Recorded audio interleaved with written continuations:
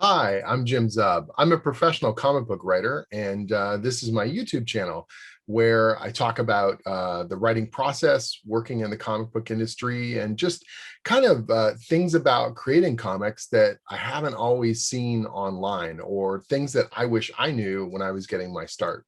A lot of the questions that I'll answer here, or techniques and things I'll go over, are based on questions that I'm receiving either from my Patreon supporters or from the Comic School Discord channel. This particular question comes from Justin Rodriguez. What is the best advice you have about writing a 3 to 10 page story? I'm a beginner writer and I want to start small. This is a great question, Justin. Honestly, short stories are a really, really good way to develop your skills and build up relationships with artists at the same time. A lot of my earliest projects and kind of the development that I had as a writer were built around short stories.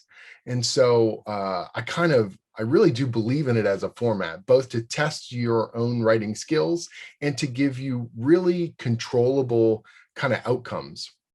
Far too many times I see people wanting to start off in comics, and their big idea, their kind of epic idea that they've always wanted to do, is what they want to come out with first. And I get that in terms of momentum and excitement, but the reality is, if you've never done this stuff before, it's really difficult to even finish a single comic book story, let alone a mini series, let alone a graphic novel, let alone an ongoing series.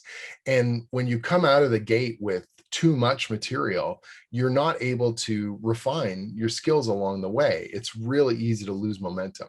Think of it like a marathon race. And if you've never run a marathon before, you buy the shoes and then all of a sudden you're trying to do 15K or something like that. It's not going to happen. You have to build up your resilience. You have to understand what your strengths and weaknesses are, and then slowly but surely get better at what you want to do. Short stories are absolutely perfect for this. Let me give you some examples from my own career. Although I did comics before this, probably one of my first breakouts was with an anthology called Pop Gun that was published by Image Comics. In that anthology, Chris Stevens and I put together a short story called Two Copper Pieces. It was the first appearance of what would eventually become known as Skull Kickers, which was my big kind of creator-owned breakout series that launched in 2010.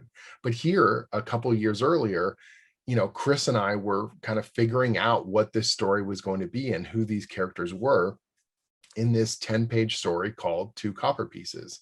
It's a really straightforward premise. There's these two kind of, merciless monster hunters. They're tracking down this creature in the swamp. They think they know what they're up against, but the reality is it's far more difficult and far crazier than they ever could have imagined. Now, we had 10 pages to build this story, and honestly, I probably could have done it in half that number of pages if I wanted to, for the actual story beats. So here's my first kind of suggestion. Pick something that is very singular in its concept, very singular in its focus. One particular action scene, one particular interaction, one location potentially, or one set of characters. The more you try and expand this out to multiple areas and multiple themes and multiple ideas, the harder it is to keep it contained within the short story format. The fact that this is essentially just one fight scene, and we get the personality of these two jerks as they get themselves covered in gore and goo and kill this monster in an unexpected way, keeps it very controllable. It allows us to focus just on the action sequence as it plays out, their fun kind of antics and interactions, and then the kind of big payoff at the end where our heroes discover that inside the stomach of this gigantic monster is the zombies of the town that they were at, and now they're returning the corpses to the weeping wives. It's a kind of a morbid, nasty sort of story. It's very much in the vein of something like you would have seen in the 90s with Lobo or things like that, and that's exactly what we were going for. So as a short story, it's a very simple concept, and it doesn't matter if it's violent or heartwarming, if it's romantic or nihilistic or anything in between, but just that you have that singular focus. And I could have easily pared this down to 3-4 pages in terms of the core story beats. They discover this creature, they kill it, they find out that it's not what they thought it was, and they're going to return the bodies that were stolen in an unexpected fashion. We really kind of tested that brevity concept when we were offered another spot in the next PopCon anthology, and Chris, who did that beautiful digital painted artwork, he and I were talking about doing another 10 pager, but he just didn't have time in his schedule. So I said, look, I can do this in 3 pages. And he's like, we can't tell a satisfying story in 3 pages. I'm like, wanna bet? And so I put together this concept. It's essentially 4 pages in the printed version because we have a very simple title page as well. But the actual story itself is 3 pages. And again, I could have done this probably in 1 or 2 if I needed to, because the first page is really filler. It's, Rex is sitting there and he gets a pint of beer delivered to him. There's absolutely no reason why we couldn't have started with page 2 of this story. The actual payoff is between page 2 and 3. Essentially, our 2, morally bankrupt monster hunters discuss the fact that they are trying to hunt down a doppelganger, which is a creature that can make itself look like other people. And then they discuss whether or not they should come up with a code word so they always know who each other is, so they can't be tricked. And then the actual trick is, they came up with the code word 3 days ago. And so the doppelganger was there the whole time. Rex kills him, and then Rolf the dwarf shows up from the bar again. And that's the sort of violent payoff. So really, although it's a 3-page story, the core of it is told in page 2 and 3. And we pay off with this nice little reveal. And that's the whole thing to it. There's not a lot there, but the reality is it tells a complete kind of story unit. We introduce a concept, we pay it off there. Don't worry about doing tons of world building. Don't worry about, even if you have other stories with these characters, you can't tell it all in a short story. You're not going to be able to build it out enough. You need to just focus on what is a core payoff. What is this complete unit? Is the reader going to be satisfied? And if they enjoy it, hopefully they want to see more of these characters. They want to see more of this world. And then if the chance comes up later, you can explore it deeper. But make sure your short story is satisfying on its own merits. Otherwise, it will just feel like we're seeing a tiny slice of something larger instead of feeling like we've got something satisfying all on its own. Like I said before, short stories have been actually quite instrumental in my career. And a perfect example of that is one of the earliest projects I did at Marvel. So a lot of people, when they look at writing for Marvel Comics, they think of, oh man, I want to write, the monthly adventures of Spider-Man or Wolverine or the Avengers or any of those kinds of big name characters. But the reality is, at those bigger publishers, it's rare that you're going to get a chance to grab a flagship character right from the get-go. And so you're going to tend to work on projects outside of the main comic continuity. In my case, some of my earliest projects at Marvel were with editor Bill Roseman in what they call the special projects division, where they do ad comics and they do all kinds of different things for clients in and around the Marvel characters. And in my case, I was lucky enough to be offered from Bill the chance to do Spider-Man magazine.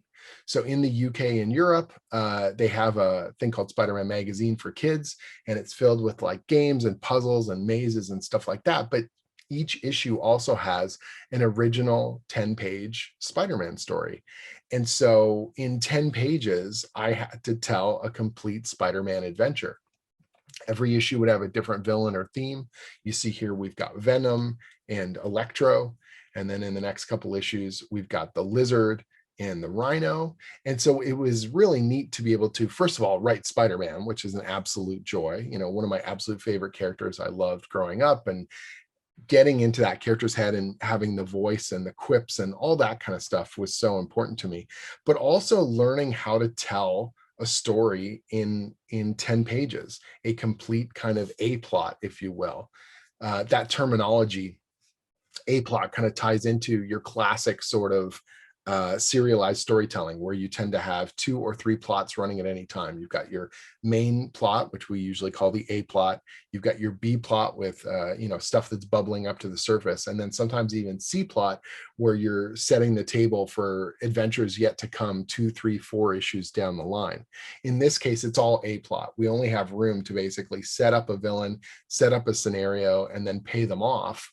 But that meant that each one was complete. A kid could open this magazine, see the lizard, interact with Spider-Man and White Tiger, and then pay it off. And we finish that. The character goes to jail or gets captured or escapes or whatever needs to happen.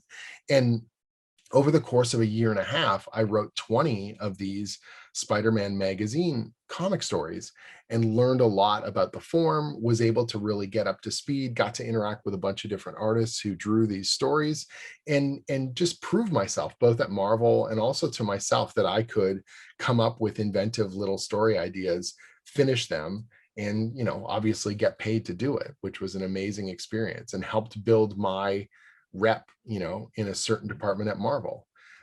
Probably the ultimate example of that came several years later, where I was invited to do one of the short stories in the big anniversary issue, Marvel Comics 1000. In this case, almost all the creative teams involved in Marvel Comics 1000 were given one page. So it's sort of the ultimate short story example. Can you distill down a concept to a single page and make it feel satisfying? I really wanted to write Blade. I still really want to write Blade. And so coming up with a fun kind of Blade concept that I could deliver in one page was the trick. In this case, I built it around the days of the week. So it's a 7-panel page for the 7 days of the week. And the joke is that on Sunday, Blade doesn't work because there's no vampires out because the sun's out. Boom, boom. It's a really simple kind of a pun and a kooky concept, but we get to sort of distill down this character, show them kicking ass. And, it was a really fun experience. The fact you've got someone like Nick Bradshaw drawing it, one of the best in the industry, is able to take what is a very simple premise and make every single panel feel exciting, make every single panel feel satisfying and full, like we're seeing little snippets of a story unfolding in front of us. John Roche did such an awesome job on the colors, builds up all this mood. This is a satisfying little piece of Blade. It's not a rich, emotionally deep story. And I think there are actually ways to do that in one page. I think some of the other stories in Marvel Comics 1000 do that incredibly well. But if you ever want to see such variety, I think it's amazing to go through this anthology, the Marvel Comics 1000 issue, and see how different artists and writers approached it. Some of the teams basically did like a montage, kind of pin-up-y page. Other ones did little dense, back and forth of dialogue. Some of them moved through time. Some of them were very singular moments. And it was just a really neat exercise, first of all, for myself, a joy and an honor to be a part of, and also kind of a neat training ground in terms of how do you think about storytelling? How do you think about paneling? What can you do with one page, especially with so many amazing and iconic characters? A more recent example of this comes from a project called Omen. So this was something where I initiated a short story concept. There's this incredible concept artist named Carlyn Lim, and she, in addition to the work she does in video games and all kinds of other industries, she's done a bunch of her own independent designs. She put together this really phenomenal series of kind of creepy fantasy designs based around the mythic concept of the Tortoise and the Hare. I absolutely love them. They were stunning. They kind of went viral. And I just reached out to Carlyn and said, my gosh, these are so stunning. Do you have a story around this? Is there a world? Because I would love to see it. And if there isn't, I would love to contribute to it, because the designs themselves are so evocative. And she responded back, and we kind of kept in touch over several years, talking about it. Our schedules got really crazy busy. And then finally, we kind of pulled the trigger, and I said, look, rather than trying to do a graphic novel, rather than trying to pitch an entire book, let's just do a short story. Let's do what we call a proof of concept. Does this thing function as a comic? Is there a cool story we can tell here? Can we make a satisfying piece all on its own? We picked one particular character called the Hunter, and that was the one I felt like we could do something cool with because we've got this character on the mount. Their interactions could be really interesting, and we could tease some of the bigger concepts of the world. And over the course of many months, I wrote the story over a weekend, and then over the course of many months, Carlyn started putting together the pages for it. The storytelling is really classic and beautiful. It's got this black and white manga look to it that I absolutely love. And it's just focused on one single character. We get a feel for a larger world, things that have happened before in this world, the past of this particular hunter character, what they have gone through, and in this case, the traumas that they've caused that haunt them. And we see the fact that there are these larger conflicts and there's more going on, but there's also a satisfying little emotional piece in this story on its own. This character is traumatized. They, are haunted by their past deeds. That's really what the story is all about. And as long as we're able to deliver on that, we're giving you a glimpse of more possibly yet to come, but you still feel like you've got something satisfying there. Now, this particular story has never been published. In this case, it was just for our own creative development. And that is a really good reason to make a short story. Not everything has to be put out there necessarily to make money. Short stories are a great way to work with artists, particularly because they're more limited. They know exactly how many pages they're going to have to do. It's not an ongoing commitment. It's a great way to test out ideas and refine them. In the case of Skull Kickers, those two short stories were a ton of fun to do for Popgun, but the ongoing series we ended up doing for Skull Kickers looks and feels quite a bit different from them. The short stories allow us to test out things and see what worked and what didn't, and then make those changes for the final series. Any way you look at it, picking a nice kind of short, simple goal, in your case, you were saying 3 to 10 pages, I think is a really valuable way to work. And I think that it gives you achievable goals, deadlines you can set, projects you can finish, and then continue your development. Hopefully things work out on that first story and you're able to build the relationship with the artist. But in the case that it doesn't, you're also able to finish and then walk away at least satisfied that you've completed that thing, and then you can go on and try somewhere else. I hope you found the answer useful and you get a sense of the power of short stories. If you want to make comics and this is something that interests you, I highly recommend starting with a short story. It's great if you can attach it to an anthology or you can find somewhere to get it published. But even if you don't, look to short stories as a way to strengthen your own development, to meet artists and build those relationships, and build up your portfolio to hopefully get the gigs you want and be published where you want to be published. Otherwise, if you found this stuff helpful, know that you can go to my main website, jimzub.com. And on there, obviously, I've got like reviews and interviews and all kinds of stuff around my books, links to buy them and things like that. But I also have a series of tutorials, over 40 free articles that go through working in the comic book industry, how to format your scripts, how to write a pitch to send to a publisher, stuff about economics and creator-owned comics, all kinds of things that, again, I hadn't seen very much of online in terms of resources. If you want to dive even deeper than that, I have a Patreon. For the price of a fancy coffee, you can dig through hundreds of scripts that I've put together, as well as pitches for publishers. You can see how my stories develop from the initial concept phase through to the scripting, and then compare that to the final published versions to get a full sense of what comic book development is all about. Otherwise, I hope you're having a good summer and things are going well. Go forth and make your own comics.